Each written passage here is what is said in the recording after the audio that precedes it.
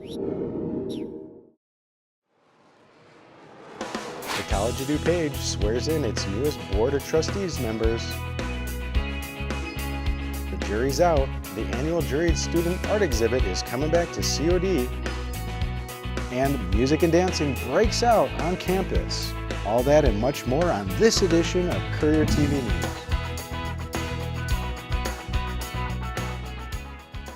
Hello and thank you for joining us. I'm Manny Lopez. The Presidential Search Committee continues to forge ahead. The committee met on April 4th and reviewed applications from applicants throughout the country. The committee will be scheduling interviews in the coming weeks. The priority application deadline was April 1st, and to date, nearly 40 individuals have applied. Indian Prairie School District 204 will be looking for a new superintendent next year. Superintendent Karen Sullivan announced at the April 8th Board of Education meeting that she plans to retire after her contract ends in June 2020. Sullivan has been with Indian Prairie School District for 23 years, the last 5 as superintendent. The school board plans to have a search firm selected by June 10th. Today was the day that the Mueller report was finally released to Congress and to the public. Attorney General Williams Barr released the redacted Mueller report earlier this morning. The report details Russian interference into the 2016 election by way of social media accounts and at political rallies, with the express goal of amplifying political discord in the United States. President Trump reacted to the Mueller report by telling reporters that it showed no collusion, no obstruction by the Trump 2016 campaign. Democrats are demanding the entire report be released. In France, Paris's Notre Dame Cathedral suffered extensive fire damage on Monday after a blaze tore through the iconic church. Reporter CJ Rosenstein explains what the church not only means for Paris, but to those worldwide. On Monday, the Notre Dame Cathedral in Paris was accidentally set on fire and burned for several hours before firefighters could contain the blaze. The fire destroyed the 850-year-old cathedral's iconic spire and roof. Notre Dame has been a centerpiece of Paris for literally centuries, having withstood the French Revolution and 2 world wars. As Mark Pearson, COD professor of architecture, points out, Notre Dame is unique in its design and history. I don't think anyone goes to Paris without visiting Notre Dame, and it's an amazing example of Gothic architecture. It's the kind of space that you walk in and you can feel 850 years of history.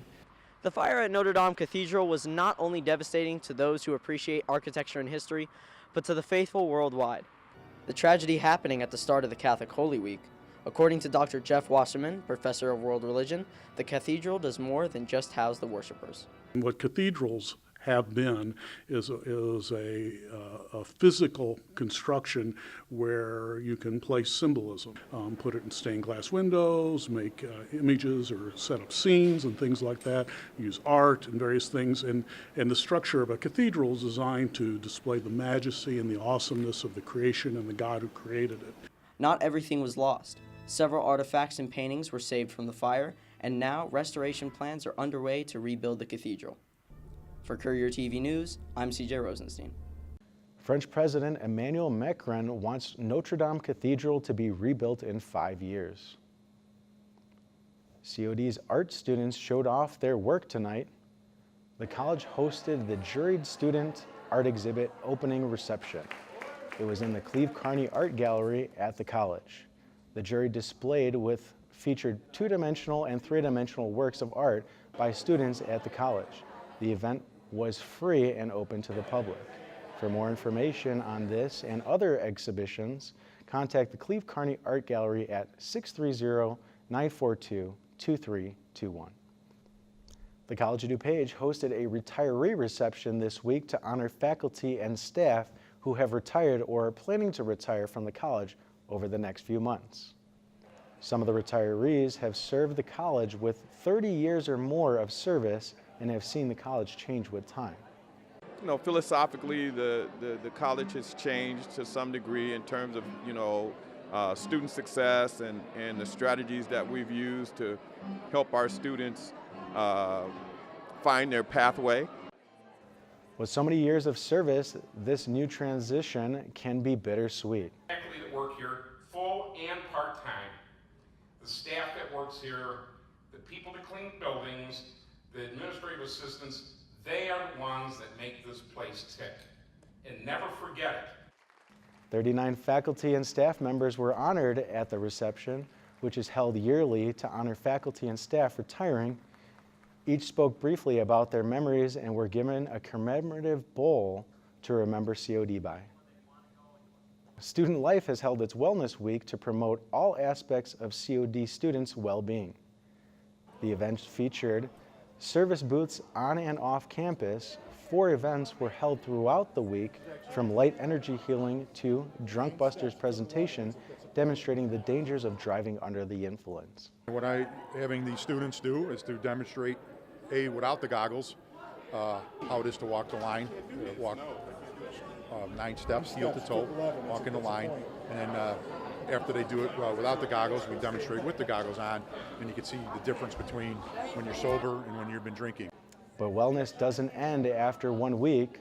All of the services featured are open throughout the year. For more information on the services, visit the Student Life office in the SRC. This past weekend, fans descended on the college campus to attend the 24th annual CODCon gaming convention. CNTV reporter Versel Diop got his game on and checked out all this event had to offer.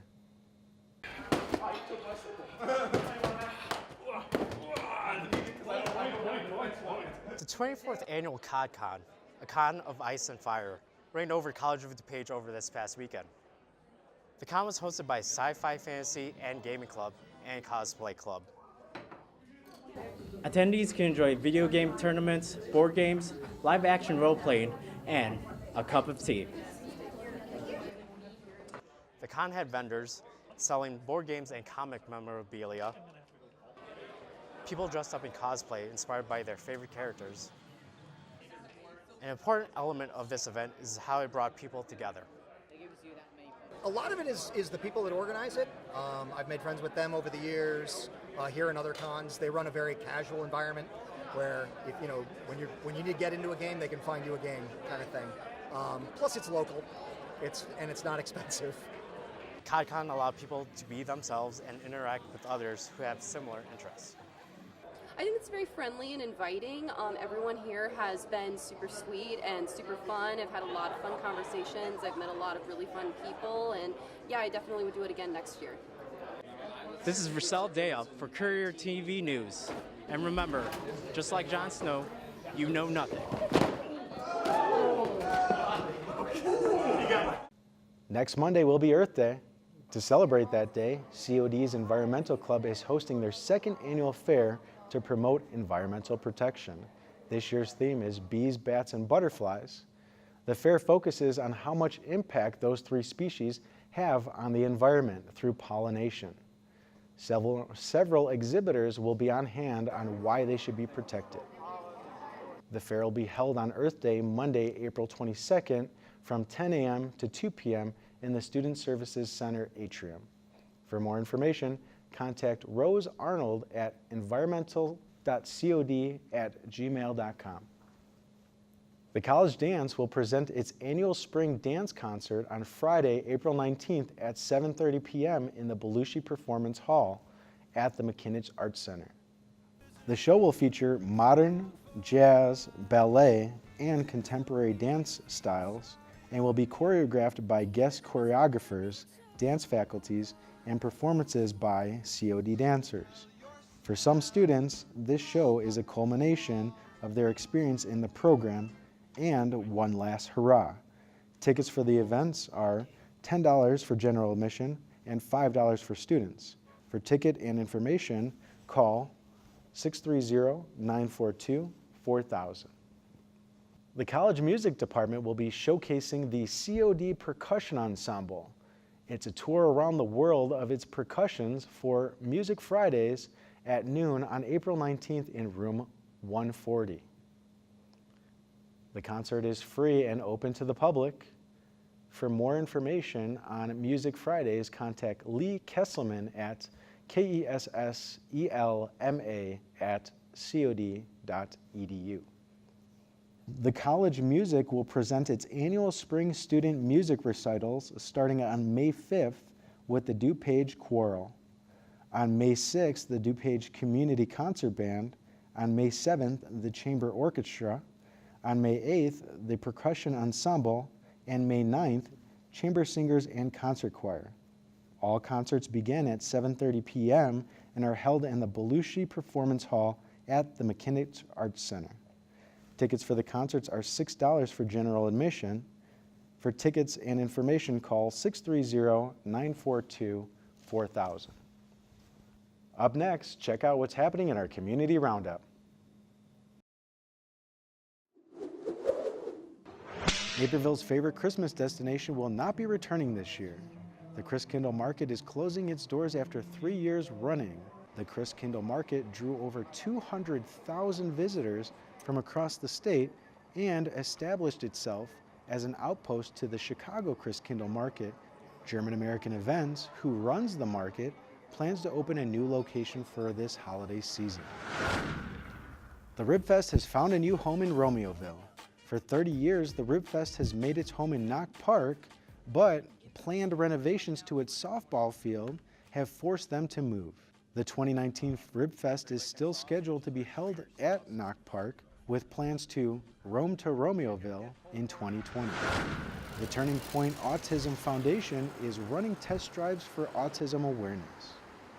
This is the 9th year of test drives for autism awareness. It happens every April, and it's a great way for the community to support families living with autism.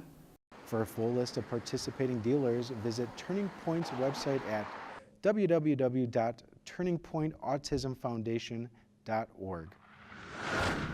Thank you for watching Courier TV News. We will be back next week with a new edition. For everyone here at Courier TV News, I'm Manny Lopez. Have a great weekend.